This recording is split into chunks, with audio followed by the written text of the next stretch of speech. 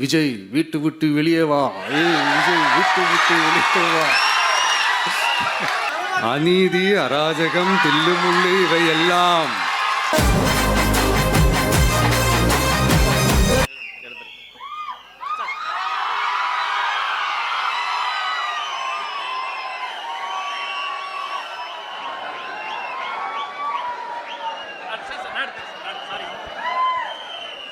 தமிழக வெற்றி கழகத்தின் தலைவர், தர்மத்தாயின் தவ புதல்வர் இதோ தலைமை உரை தருகிறார்.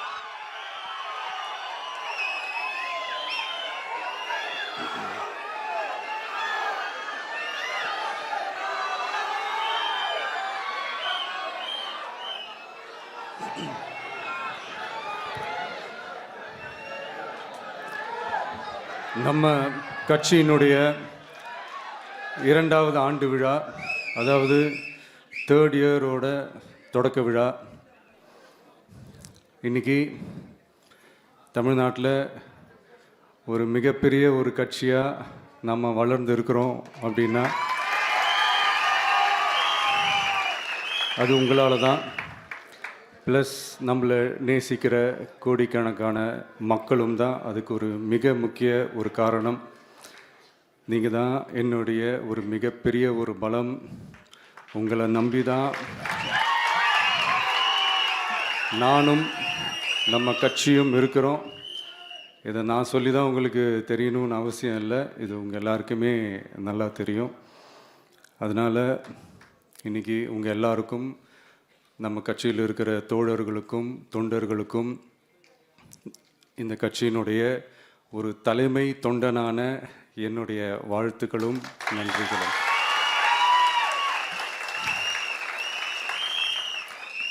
அப்புறம் என்ன, மைக்கை பிடிச்சாச்சு, வெடியை கொளுத்தி போட்டுருவோமா?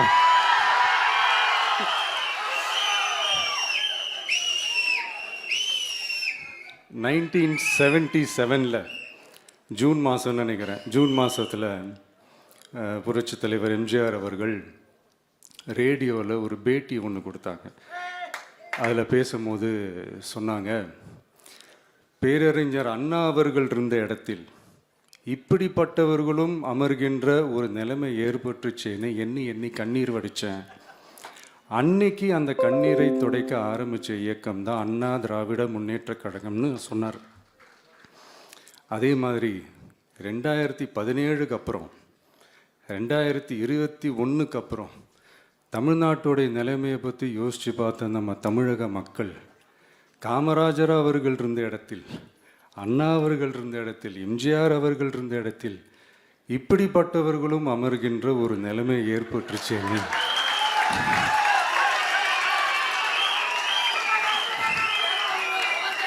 தமிழக மக்கள் கண்ணீர் வடித்தாங்க.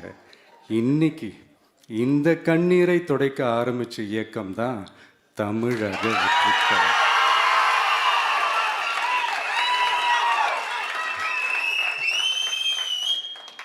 இப்படியெல்லாம் நம்ம பேசுறதுனால கண்டிப்பாக சில பேர் கொந்தளிப்பாங்க. அது பற்றில நம்ம கவலைப்படக்கூடாது. ஏன்னா கொந்தளிக்கிறது தான் அவங்களுக்கு வேலையே. புரிதுங்களா அவங்களுக்கு?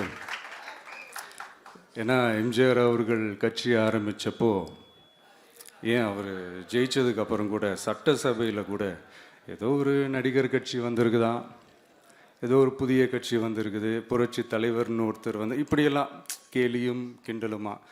அதனால் யார் அரசியலுக்கு வந்தாலும் இப்படி கொந்தளிக்கிறது தான் அவங்களுடைய வேலையே. அப்படி தான் நாம் அரசியலுக்கு வந்ததுக்கப்புறம் கூட இந்த விஜய்க்கு என்ன அனுபவம் இருக்குது, எம்ஜிஆர் அவர்களுக்கு எவ்வளோ அனுபவம் இருக்குது தெரியுமா? 52லேருந்து 72 வரைக்கும் அந்த 20 இயர்ஸ் திமுகவில் இருந்த ஒரு அரசியல் அனுபவம் எவ்வளோ இருக்குது தெரியுமா? விஜய்க்கு என்ன பெரிய அனுபவம் இருக்குதுன்னு கேட்டால் அதே வாய் தான் அன்னைக்கு எம்ஜிஆர் அவர்களை பார்த்து, அன்னைக்கு எம்ஜிஆர் அவர்களை பார்த்து அரசியல் அரிச்சுவடி தெரியாதவர், கவர்ச்சியை மட்டுமே நம்பி இருக்கிறவர், அட்டைக்கத்தி, வாய் விளம்பர வள்ளல், இவருக்கு கேள்வி மட்டும்தான் கேட்க தெரியும், பதில் சொல்ல தெரியாது, நிருபர்களை சந்திக்க மாட்டார், டெல்லியை பகச்சிக்க மாட்டார், மேலே இருந்து அவருக்கு அவ்வளோ ப்ரெஷர் இருக்குது, அப்படி இப்படின்னு சொன்னதும் அதே வாய் தான். அதனால் எம்ஜிஆர் அவர்களை மட்டும் இல்லை, அவருடைய தொண்டர்களை கூட விட்டு வைக்கல. அது என்னது, இந்த பளபளப்பு ஜொலி ஜொலிப்பை பார்த்தா பல்லிழிப்பவங்க, இப்படியெல்லாம் கிண்டலும் கேலியுமா, இது எல்லாம் மக்கள் ஒரு மாதிரி சைலண்ட்டாக வாட்ச் பண்ணிக்கிட்டு என்ன பண்ணாங்கன்றது உங்களுக்கே நல்லா தெரியும். அவர் ஜெயிச்சதுக்கப்புறம் இந்த அரசியலில் பழந்துன்னு கொட்டை போட்ட அனுபவிச்சாலையும் இருப்பாங்கன்னு சொல்லுவாங்கள்ல, அவங்க எல்லாருக்குமே அந்த கோட்டைன்றது ஒரு பகல் கனவாகவே மாறிடுச்சுன்னா பார்த்தீங்க.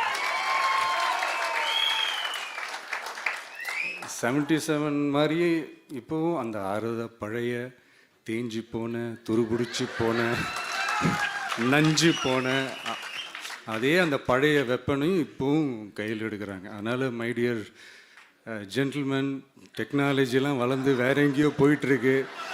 அட்லீஸ்ட் உங்கள் டெக்னிக்கையாவது கொஞ்சம் மாற்றுங்க பாஸ்.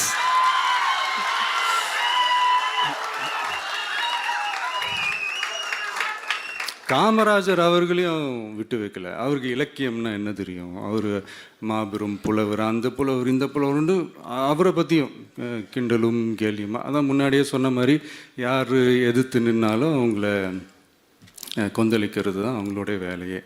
ஸோ இப்படி அவங்க பண்ணுற தப்பெல்லாம் நம்ம எடுத்து சொன்னால், அவங்க பண்ணுற அட்ராசிட்டியை பற்றி நம்ம எடுத்து சொன்னால், அவங்க பண்ணுற அந்த ஊழலை பற்றி தான் நம்ம எடுத்து சொன்னோம். முக்கியமாக நாம் அதை எடுத்து சொன்னால் 50 வருஷத்துக்கு முன்னாடி இருக்கிற அதே தகர டப்பாவை எடுத்து உருட்ட ஆரம்பிச்சிருவாங்க.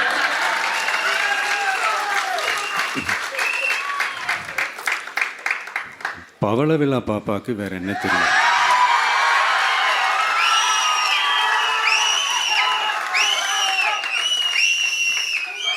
பழைய டப்பாவை உருட்டதானே தெரியும். அதுக்காக நாம் அவங்க பண்ணுற தப்பெல்லாம் சொல்லாமல் வெளியே சொல்லாமல் இருக்க முடியுமா? சொல்லுவோம், சொல்லிக்கிட்டே இருப்போம். நம்மளை தவிர யார் அவங்கள ஏற்று நின்று கேள்வி கேட்கறது? யாருக்கு அந்த தில் இருக்குது?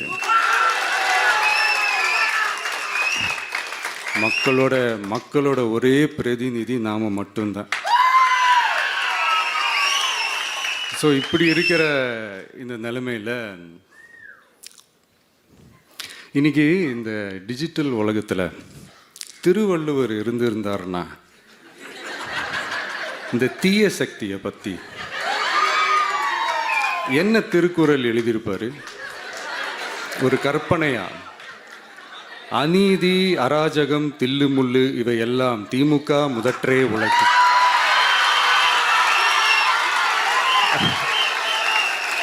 ஒரு கற்பனையா?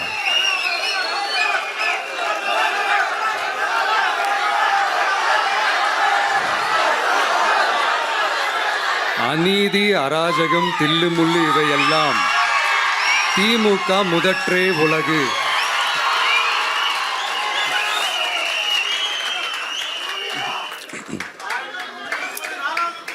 அடுத்து இந்த என்னப்பா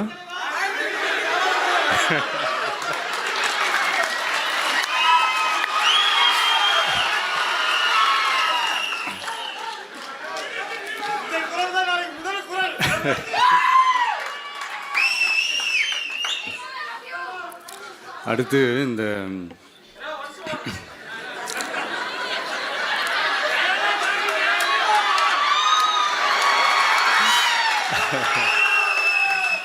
சொல்லிட்டேன், 2 வாட்டி சொல்லிட்டேன். அநீதி, அராஜகம், தில்லுமுள்ளு இவையெல்லாம் திமுக முதற்றே உலகு.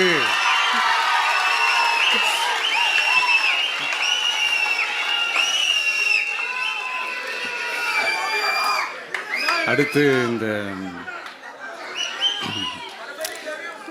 இந்த மும்முனை போட்டி, 4 முனை போட்டி அப்படிலாம் சொல்கிறாங்களே, சரி அவங்கள பொறுத்த வரைக்கும் அப்படியே இருக்கட்டும். அதில் மாபெரும் மக்கள் சக்தியாக நம்ம அணி ஒரு பக்கம், அடுத்து திமுக தலைமையில் மற்ற கூட்டணி கட்சிகள் ஒரு பக்கம், அடுத்து பாஜக தலைமையில் மற்றும் பலர்,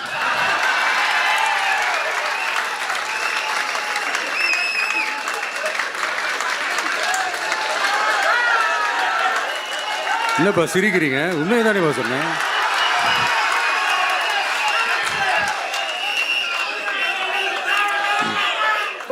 ஸோ இப்படி எத்தனை சக்திகள் எத்தனை பேர் வந்தாலும் திமுகவை வீழ்த்துறதுக்கு மாபெரும் மக்கள் சக்தியான நம்மளால் மட்டும்தான் முடியும். நம்ம டிவிகேவால் மட்டும்தான் முடியும். ஸோ இப்படி இருக்கிற இந்த நிலைமையில் ஏய் விஜய் வீட்டு விட்டு வெளியே வா, ஏய் விஜய் வீட்டு விட்டு வெளியே வா, இப்படியெல்லாம் கேட்கும்போது எனக்கு எப்படி அது தோணுதுன்னா, ஐயோ இவங்க ஒவ்வொரு வீட்டில் இருக்கிற ஒவ்வொரு விஜயும் இவங்க கூப்பிட்ற மாதிரியே எனக்கு தோணுது. அப்படிதான் எனக்கு தோணுது. அதனால பொறுங்க பாஸ், வருவாங்க, முறையா வருவாங்க. ஓட்டு போடுற அன்னைக்கு ஓட்டர் ஐடியை கையில் எடுத்துக்கிட்டு ஒவ்வொரு வீட்டில் இருக்கிற ஒவ்வொரு விஜயும் ஒவ்வொரு விஜயும் பூத்து பூத்தா காலையிலேயே வந்து நிப்பாங்க பாருங்க. அன்னைக்கு தெரியும் பாருங்க, ஏண்டா இந்த விஜய கூப்பிட்டோம்னு.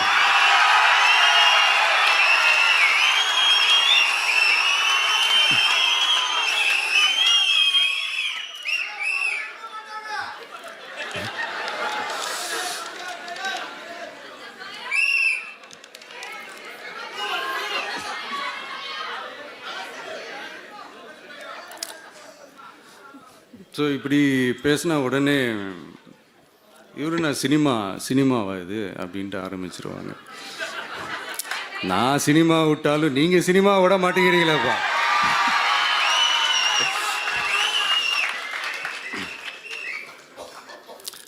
அப்புறம் இன்னொரு ரீசெண்டாக அந்த ஒரு விஷயம் போயிட்டுருக்குல்ல, இந்த கருத்து கணிப்பு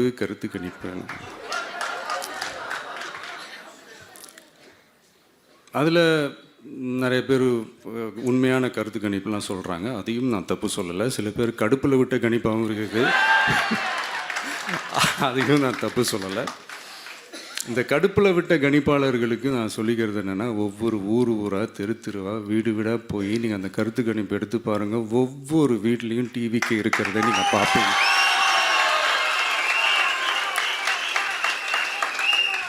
அப்படி சப்போஸ் உங்களுக்கு அது ஷாக்கிங்காக இருந்துச்சுன்னா ரப்பர் வச்சு எல்லாத்தையும் அழிச்சிட்டு மறுபடியும் முதல்லேருந்து எடுத்து பாருங்கள், அதே ரிசல்ட் தான் வரும்.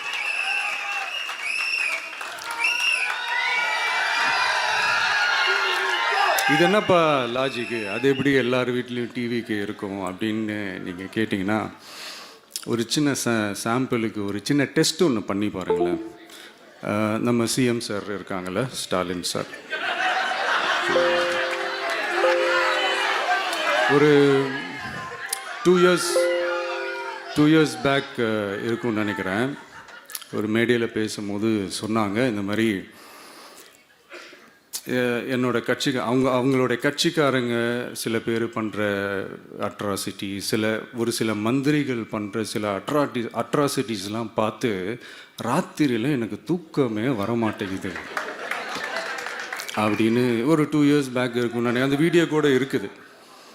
அப்படி இருக்கிற அவர் என்னைக்காவது ஒரு நாள் அசந்து தூங்குவார்ல, அப்போ அவர்கிட்ட போய், சார்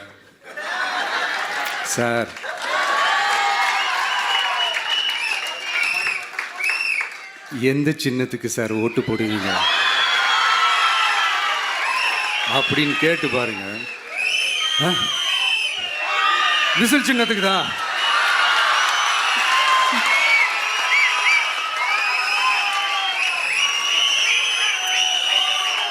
தூக்கத்தில் இப்படி டப்புன்னு எழுப்பி கேட்டால் டப்புன்னு உண்மையை போட்டு உடைச்சிருவாங்க. அதுக்கு சொன்ன அப்படி இருக்கிற இந்த நிலைமையில் டிவிக்கு வந்து சிட்டியில் தான் இருக்குது, டவுனில் தான் இருக்குது, வில்லேஜ் சைட்லலாம் இல்லை அப்படின்னு சொல்கிறவங்களுக்கு இந்த மாதிரி சில டெஸ்டெல்லாம் பண்ணி பாருங்கள், தெரியும்.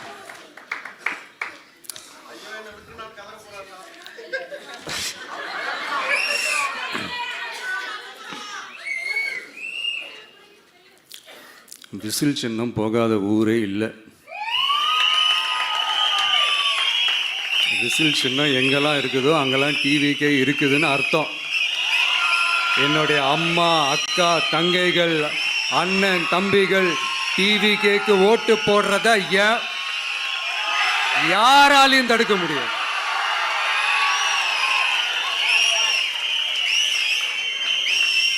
ரத்த சொந்தமா நம்மள நினைக்கிற நம்மளோட வகையராக்களை எந்த கட்சியாலையும் எவ்வளவு விலை கொடுத்தாலும் வாங்கவே முடியாது.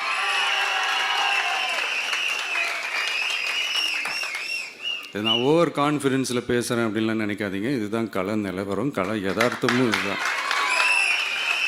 தீய சக்தியை வீழ்த்துறதுக்கு தூய சக்தியான நம்மளால் மட்டும்தான் முடியும். இந்த 2026 சட்டமன்ற தேர்தலில் டிவிக்கே தான் மக்களோட ஒரே ஆப்ஷன். Otherwise no diversion.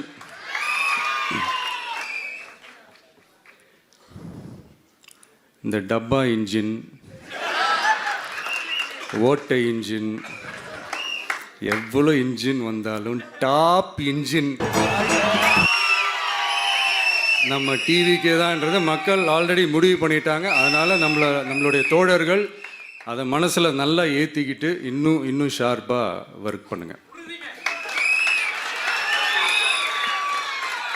நான் ஏற்கனவே சொன்ன மாதிரி ஒன்றியம், நகரம், பேரூர், பகுதி, கிளை எல்லா இடத்துலையும் அந்த பூத்தாக அந்த நம்மளுடைய வேட்பாளர்களுக்கு ஒற்றுமையாக இருந்து வேலை செய்யுங்க. நமக்கு மாபெரும் கூட்டணியான மாபெரும் மக்கள் சக்தியான குடும்பமாக நம்மளோட இருக்கிறாங்க. இன்னொன்று அன்றைக்கி நான் சொன்ன மாதிரி நம்மளுடைய விசில் சின்னத்துக்கு ஓட்டு போட வைக்கிறது மட்டும்தான் உங்களுடைய வேலை. மற்றதெல்லாம் மக்களோட சேர்ந்து நான் பார்த்துக்கிறேன்.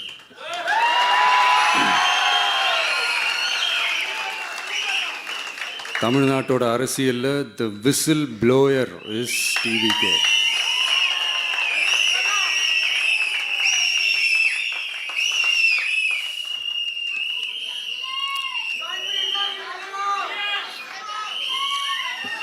நம்ம மக்கள் இந்த விசில்ல ஊதுல இந்த தீய சக்தியும் இந்த ஊழல் சக்தியும் தெரிச்சு ஓடணும். எப்படி தெரிச்சு ஓடணும்? அன்னைக்கு சென்ட் ஜார்ஜ் கோட்டையில் டிவிக்கு ஆளும் கட்சியா எழும்.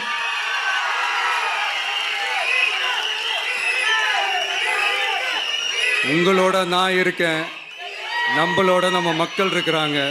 இதுக்கு மேல என்ன வேணும்? கான்ஃபிடென்ட்டா இருங்க, நல்லதே நடக்கும், வெற்றி நிச்சயம். மீண்டும் சந்திக்கும் வரை நன்றி, வணக்கம்.